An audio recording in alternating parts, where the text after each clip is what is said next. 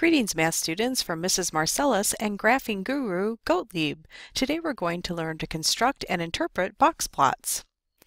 Today's learning objective is students will construct box plots by ordering sets of data, identifying the medians, quartiles, extremes, and outliers, plotting them on number lines, and adding boxes and whiskers. The students will also describe box plots by analyzing them and interpreting what the plot shows about the data. Today's vocabulary is box plot. A box plot uses a number line to show the distribution of a data set by using the median, quartiles, and extreme values. Hey Gottlieb, we've already learned about all those things, haven't we? Way back in lesson 11-3, measures of variation. As you can see below, there is an example of a box plot. This is also sometimes known as a box and whisker plot. The box is in the middle, and the whiskers are the lines on either end. A box is drawn around the quartile values from Q1 to Q3, and the whiskers extend from the quartiles to the extreme data points that are not outliers. Then the median is marked with a vertical line in the middle of the box. When we find quartiles, we are breaking a data set up into 4 pieces, or fourths. Therefore, each section of the plot contains 25% of the data. What do you think, Gottlieb? This looks pretty challenging. Should we give it a try? I think that's a yes, so let's proceed to the first problem. The table shows the number of words per minute typed by the students in Furkat's computer class. Make a box plot of the data. We first need to find all the data points we need to construct it. This would be the median, the first and third quartiles, the lower and upper extremes, and whether or not there are any outliers. Since how to find the median, the quartiles, and whether or not there are any outliers was explained in greater detail in 11-3 measures of variation, we're going to move quickly through finding these values. If you should need additional help, I recommend that you go back and re-watch that video. Since we'll be finding a median, the first thing we need to do is put our data in order from least to greatest. There are 18 students in Furkat's computer class, so the median is going to fall between the 9th and 10th value. The median is halfway between 63 and 65, so it will be 64. Q1 is the median of the lower part of the data, and 55 is right in the middle. Q3 is the middle of the upper half of the data, and that would be 73, which is right in the middle as well. The lower extreme is just the smallest or minimum value of the data set. The smallest value is 40. The upper extreme is the maximum or largest value, which is 81. Before doing all the calculation necessary to determine whether or not there are any outliers, it's a good idea to first take a look at your data set to see if it appears there are any extreme values. The lowest value, 40, is very close to 42, and the largest value, 81, is right next to 80. There are no big gaps in the data separating the lower or upper extreme from the rest of the data set.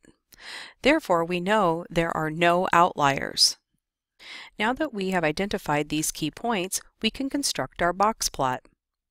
The box plot goes above a number line. We can look at the lower and upper extremes and see that our number line needs to go from at least 40 through 81. I think 5 would be a good interval to use for our number line. Now that we have our number line set up, we can make the box plot. The first step is to plot the 5 data values we have found.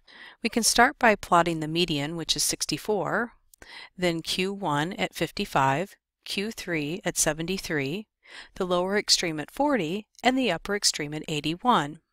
To finish our plot, we will make a box from Q1 to Q3. Inside this box, we will draw a line at the median to divide it in 2 parts. Next, we will extend the whiskers from the box to the lower extreme and to the upper extreme. In this plot, each part, which would be each box and each whisker, represents 25% of the data.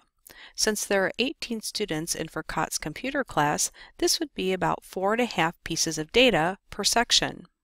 To read this, we can say that 25% of Furcat's class can type 55 words per minute or less. The fastest 25% of the students in Furcat's class can type 73 words per minute or more. 50% of the class types between 55 and 73 words per minute. You also might say things such as 75% of the class, which would be everything to the right of 55, can type 55 words per minute or more. If in a box plot either the whisker or a part of the box is really long, that means that there is a lot of variation in that percentage of the data. If the whiskers are short or the box is short, that means that the data is really consistent. Let's take a look at one more example. The table shows the length of coastline for the 13 states along the Atlantic coast. Make a box plot of the data. We first must find the key values. Since we'll be finding a median, we need to order the data from least to greatest. Since there are 13 states, the median is going to fall right in the middle of the ordered data set. Our median is 127. Q1 will be the median of the lower half of the data. The median falls between 31 and 40. To calculate Q1, we can add 31 plus 40 and divide by 2 and find that it is 35.5. Q3 is the median of the upper half of the data. This lands between 192 and 228. Q3 is 210. The lower extreme is the smallest value, and that is 13, and the upper extreme is the largest, or 580. The first step in calculating an outlier is to take the interquartile range times 1.5. The interquartile range is Q3 minus Q1. 210 minus 35.5 equals 174.5. Next we multiply by 1.5, and that gives us 261.75. To check if there is an outlier on the lower end, we'll take Q1 minus 261.75. We know this will give us a negative number, so it's clear that there are no outliers on the lower end. To check for outliers on the upper end, we will add Q3 plus 261.75. We end up with 471.75. Since 580 is larger than this value, 580 is an outlier. Since 580 is an outlier, it is no longer considered to be the upper extreme. 301 will replace 580 as the upper extreme. We will use 301 when we make our box plot, and I'll also show you how we will graph the outlier. The first thing we need is a number line. This number line will have to include values from 13 all the way up through 580. 100 might not be a bad interval, but I think I'm going to go with 50. Now that we have the number line set up, we can plot our key points. I'll start with the median of 127 and follow that with Q1 of 35.5 and Q3 at 210. Next we'll do the lower extreme of 13 and the upper extreme of 301. To create the box plot, we will draw the box from Q1 through Q3. We then put a line at the median across the box. Next we will add the whiskers by connecting Q1 to the lower extreme and Q3 to the upper extreme. To plot our outlier, we will put a point at 580. This shows it is still part of the data set, but is separate from the main part of the data. Now we can analyze the graph. Remember, each piece, the boxes and the whiskers, represents 25% of the data.